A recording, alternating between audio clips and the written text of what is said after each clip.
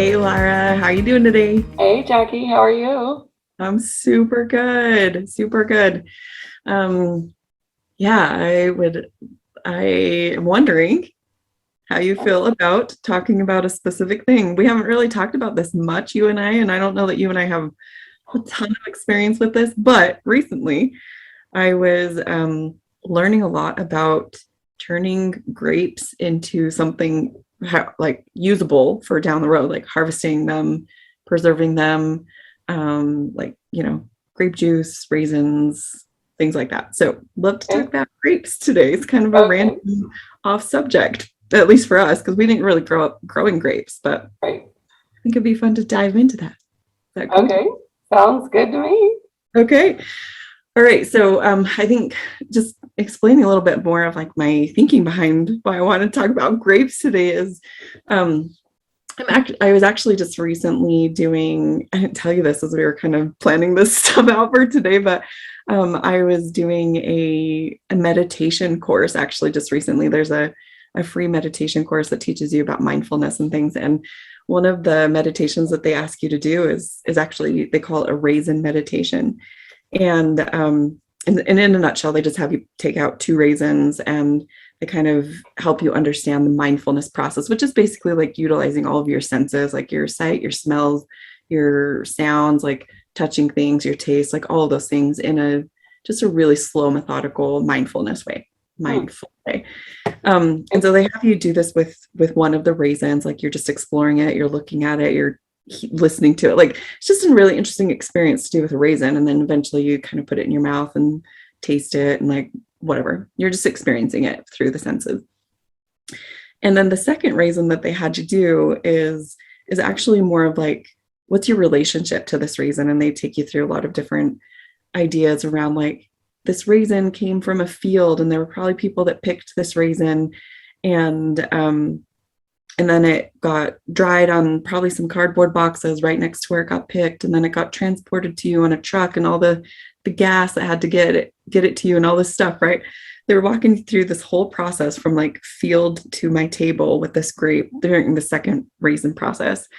And it was so fascinating for me because I'm like, I literally picked these raisins. I transported them to my house. I turned them into raisins from the grapes. And I've never done that before. And it was a really cool experience for me to be like to slow that down and to like feel the joy more fully of like, I didn't actually grow the grapes. I went to my brother's house and borrowed his grapes. Didn't borrow them. He was like, yeah, come take our grapes. But like I did the rest of the work, right? And I had to learn all these cool things. And that was a fun process with turning some grapes into raisins. And every time I eat those raisins, I'm like, first of all, they're freaking delicious.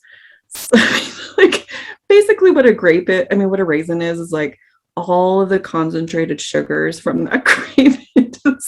We all know what a raisin is, right? But it's like eating the grape before it was turned into a raisin. And then after eating it as a raisin, I'm like, wow, that is so sugary, right? Mhm. Anyway, so I think it would just be fun to chat about grapes and Cool. figure out what we can do with them and just to explore that a little bit today. Yeah, that's fun that you had that meditation experience because it really is like when you grow something yourself, like you take a lot of those processes out of the Yes. steps. Like it doesn't need to be shipped. It doesn't need to be. It's like they call it like farm to table concepts or like shortening your supply chain. I don't know, like, you know, there's other names for it too. Like, but anytime that you can have a smaller footprint Yes. of your food is a good thing, right? Yes. Grow it closer to home. Yeah, exactly. And I don't think I was conscious of that, but I think that was part of the joy that I was feeling during that meditation was like, Mhm.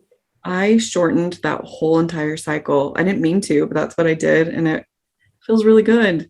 Mhm. Feels really good because like I know exactly where these grapes came from. Like Right. and how they got here and why they're here on my table. And Mhm. we could do that with any other food that we're growing, right? Um, and that's why I keep encouraging people. I'm like, you know what?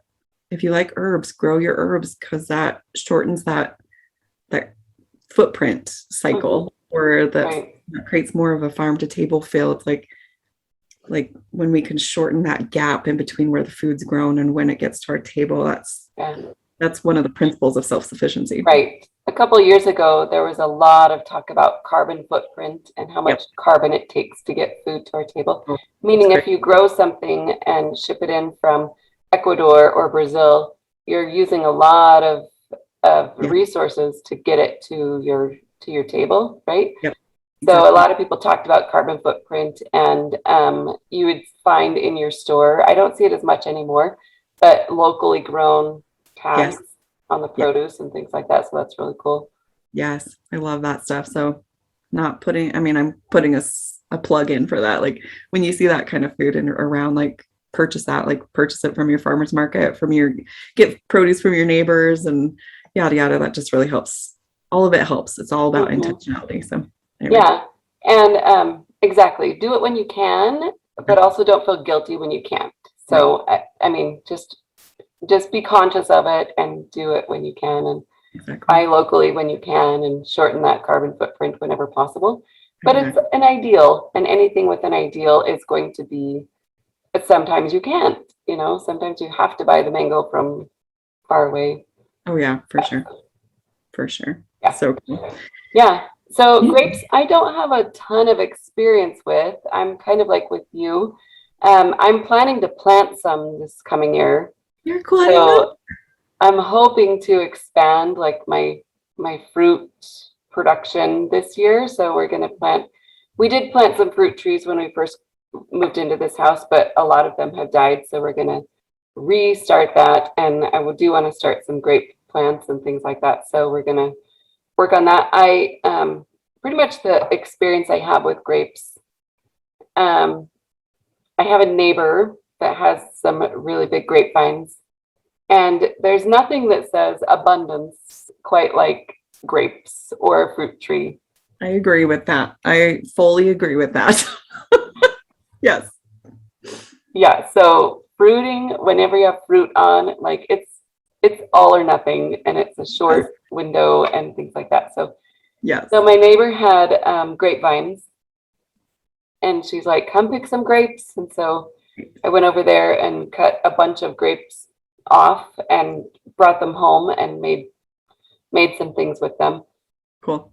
So maybe I'll just share what I did and what worked and what didn't. So I like to experiment and try different things and just see what we like.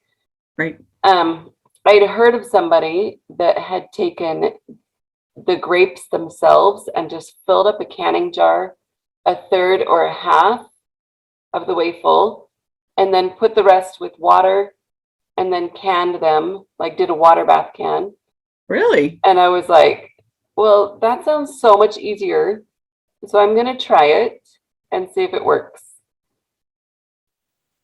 The consensus is it did not work. So it was okay. And what you're supposed to do with it when you're done or when you're ready to drink it is to like strain it off and then like squish all of those grapes, and all the juice is supposed to come out at that point. Oh, I get it. I don't think I understood. You're saying like to make grape juice. That's what they were. Yes. Like you put the grapes in the jar and then with water and then you water bath it. And then when you're ready to drink it, you squish all the grapes. Right. I got that. I don't think that okay. You would strain them and like squeeze all the juice out and things like that. Okay. Now it could work if you filled the jar all the way up, but when I did a third or a half of the jar, it just wasn't flavorful enough. It was pretty watery. Gotcha. That makes sense. Yeah. So you could probably do it if you did the entire jar. It might work that way. So if you're looking for a really simple way to can grape juice, that might be something to try, is do a full jar and see if it works. I don't know. Good to know. Good to know. If you try that, let us know how it goes for you. Right. But it didn't work with half a jar. So okay. What did work is my neighbor also had a juicing machine. Yeah. And that worked really well. So it's basically a big pot. You put all your grapes in there and you boil them.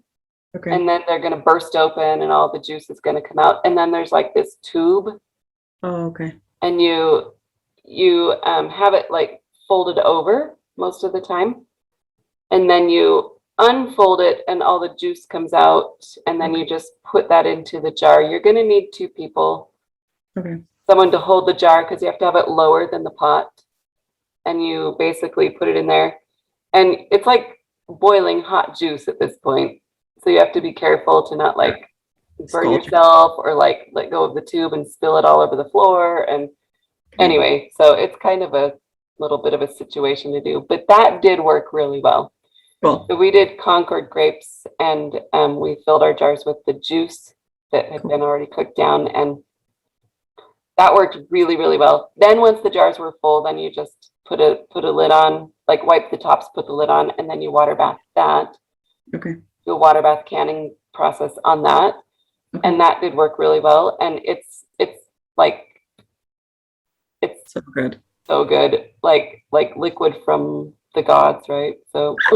Okay, so I don't know that I've ever had like juice, like grape Fresh. juice like that. I've just had grape juice from the store, which I know is not the same. But if you, because like you were talking about the first thing that didn't work out so well to try and make grape juice, which was a watered down version with the straight concentrated grape juice. Like when you open it to drink it, like do you water it down or is it like do you just drink it straight? You can drink it straight, like my kids like it straight. My husband usually waters it down because it's a little too sugary for him. Okay. You'll also get something on the bottom of the jars that people call dregs, Okay. which is like the settling, like whatever stuff is still in there, it settles down. So you're going to want to avoid the bottom half inch because it's kind of gross. But gotcha.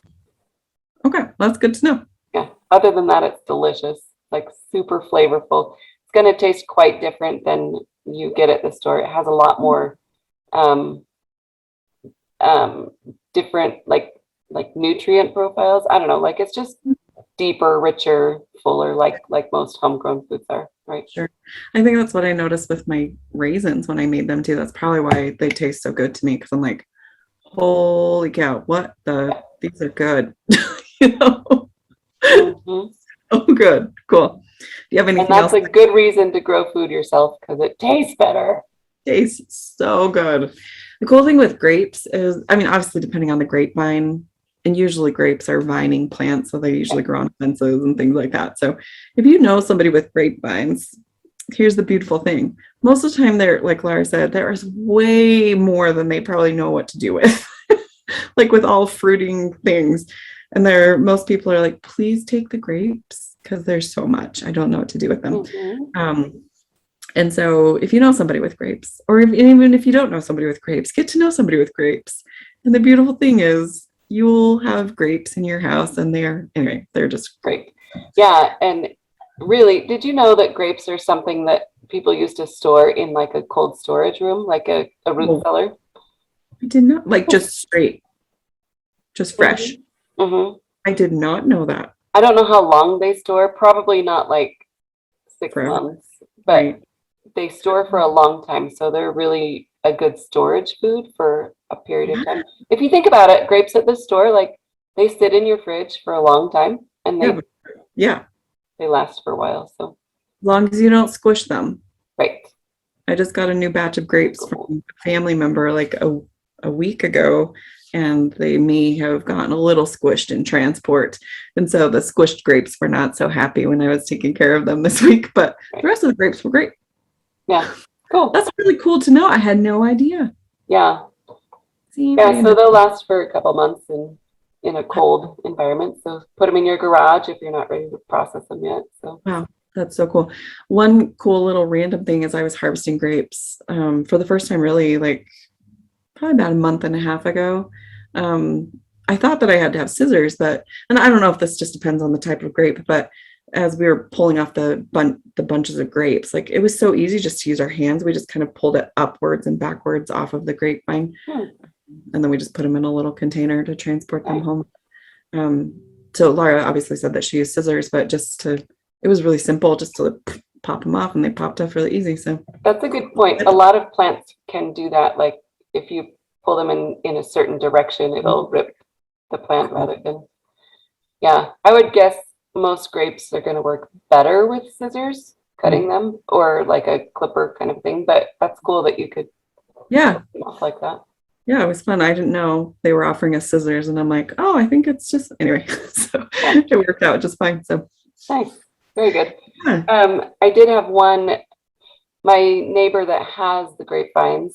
Mhm. I asked her if I could take some cuttings, Oh, and I will also say that didn't work out so well. So I was looking at, because I know that they perpetuate, or you can like propagate them really easily.